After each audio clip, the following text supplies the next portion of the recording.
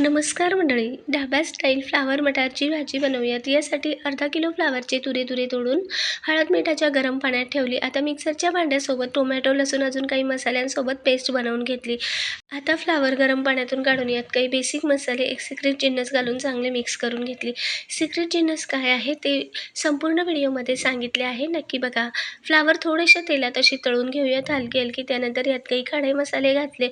एक मध्यम ते मोठा आकाराचा बारीक चिरलेला कांदा चांगला लालसर परतवल्यानंतर 1 वाटी एवढा ताजा हिरवा मटार, काही बेसिक पावडर मसाले घालून चांगलं परतल्यावर यात पेस्ट घालूयात. पेस्टही तेल सुटेपर्यंत परतल्यावर वाटणातलं पाणी घालून ग्रेव्ही मस्त मंद आचेवर शिजू देऊयात. चवीनुसार मीठ घातलं. वरून किचन किंग मसाला घालून एक वाफ देऊन घेतली.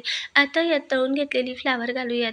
संपूर्ण व्हिडिओ पाहण्यासाठी खाली दिलेल्या टायटलवरच्या त्रिकोणावर क्लिक करा. संपूर्ण व्हिडिओ नक्की बघा. चॅनलला लाईक, शेअर, सबस्क्राईब करा.